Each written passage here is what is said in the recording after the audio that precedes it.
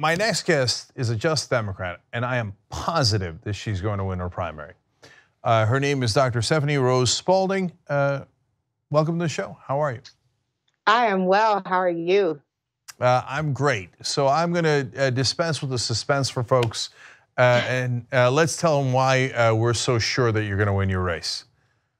Well, because now is the time for change in Colorado's 5th Congressional District. We have been out here doing the work for the last year, and people just want something different. And right now, they're going to get a Justice Democrat. That's right. That's because you chased everybody out of the race.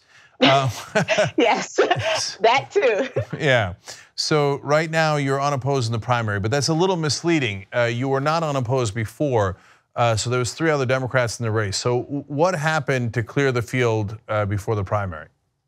So before the primary, Colorado is still a state that has a caucus and assembly process.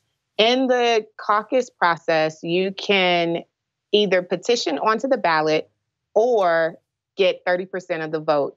I was able to petition onto the ballot and get 72% of the vote. If no one else got 30%, then they couldn't be on the ballot. Okay, so I like that you're already doing a ton of hard work and clearing folks out. Okay, so then it's you versus Doug Lamborn, the Republican incumbent. Now, how Republican is this district so far historically? Historically, it is probably one of the hardest districts to win in the country. It has been counted on by Republicans as a solid red state and red district. But things are changing, and we're part of that change. So this is Colorado Springs, where there's a ton of evangelicals. Is that correct? Yes, it is. Okay, good luck. All right. So let's talk about your strategy then. So being in that neck of the woods, how are you going to reach out to those particular voters to win this race? So what people also haven't learned is that I am also a pastor. Now, I'm not evangelical in my practice, but I have been very much entrenched in the faith community here in Colorado Springs, as well as the academic community and activist community. So I think the coalition that we're able to build is going to emphasize all of those intersections of who I am as a person and where I've been doing work for the last 8 years.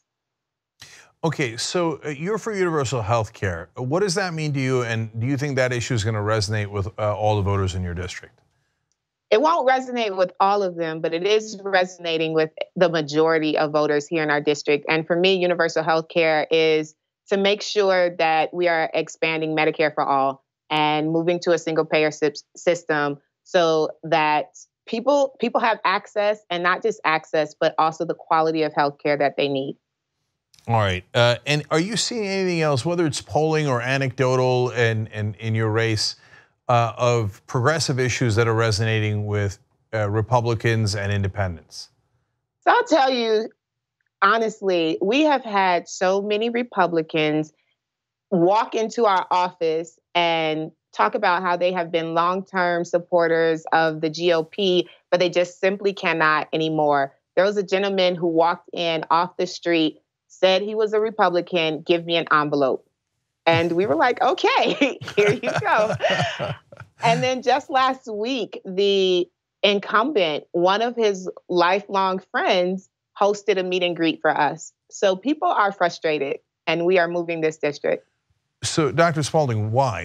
Did they give you a reason why they're so frustrated with the Republicans? Well, because they moved so far to the right, and they don't find that there's leadership standing up to Trump. And for them, when you talk about being the party of family values, when you talk about being the party of small government and making sure that we're fiscally responsible, they do not see that. And then I'm able to come into the conversation again as a professor, as a pastor, and really uphold those values while also moving towards social justice, and then discuss how in all of the aspects of my life to be able to be responsible financially. And so they're looking like right now it's about the candidate and not necessarily the party. The party has left them. Yeah. And let's talk about your background a little bit, because so you joined the faculty of the University of Colorado at Colorado Springs. Yeah. And how did it go there? How was that adjustment process?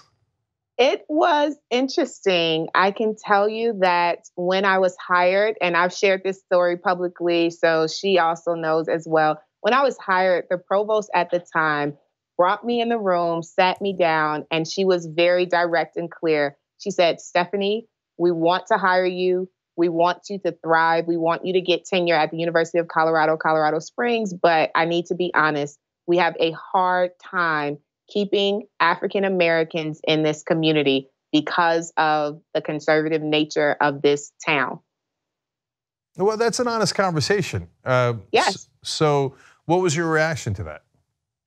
So for me, I was thankful that she was forthright about it. And for the first year or so, it was difficult. And I had one foot in, one foot out, and looking for other options. But at some point, it was just like, look, I love my job. I love the community here at the university. I want to stay here. I am going to be intentional. Nobody's going to run me out of what is my destiny. So I made intentional decisions to build community for myself. And I can say that I can honestly call Colorado Springs home. So we live here in Los Angeles, where if you run into a Trump supporter, it feels weird. At my kid's school, one of the moms came up to me and said, "I'm a Trump voter, but I love your show." And I was like, "Thank you for saying you love my show, but you're a Trump voter?" Right? So we live in a totally different bubble. So in the conservative environment, generally speaking, Colorado Springs, as we just discussed, is really conservative overall. What are the things that you have trouble adjusting to in that culture? So I have trouble with just blatant dogmatism on either side, right? And for those who are not willing to even have a conversation, many of my students come from backgrounds that, again, are very conservative. But what works in our classroom, what works is their willingness to have the conversation, even if they are not bleeding liberals by the time we end the course. The fact that people are respectful and dignified in the conversation is sufficient enough for me. What I can't deal with is violence. We're not going to be violent with one another. You're not going to threaten people's lives. We are going to protect each other. Those are some of the things when people get irate and move to the edge of violence, then we have a problem. That's interesting. Why? Does that happen more often? There are instances, and I can tell you, even in the last few years, we've dealt with things in community where a young couple was visiting Old Colorado City, and the owner of the Airbnb thought that the couple by their name were not African American. And so when they showed up in the late hours of the night, he beat the renter to a bloody pulp. And the renter spent the next 2 weeks in the hospital. Those kind of incidences, we definitely have to speak up and not tolerate. Oh man, we've done a lot of heartbreaking stories, and yes, we did a bunch of them today on the Young Turks. So it does sometimes, as Dr. King said, sometimes I get discouraged. Yes, and I hope he was right. That there is a balm that cures a sin-sick soul, and makes the wounded whole. All right, yes. One more interesting personal question for you. I hear that you delayed your engagement to run for Congress. Is that true? I actually called off an engagement, not necessarily to run for Congress, but to answer the call that I knew was happening inside of me. And part of that was to commit myself even further to public service. So that did happen. Okay, now you see, that's commitment. Okay, that's the kind of commitment that clears a field. Yes. You want to run against Dr. Spaulding? I don't think so. No, right. All right, Dr. Stephany Rose Spaulding, thank you for joining us on Rebel Headquarters. We appreciate it.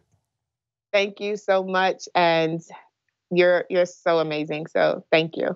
Thank you. And everybody, check out the links, please. So if you're watching later, of course, they'll be easy to click down below in the description box on YouTube and Facebook. If you're watching live, StephanyRoseForCongress.com is the website. And then obviously you see what you need for donations and volunteer signups.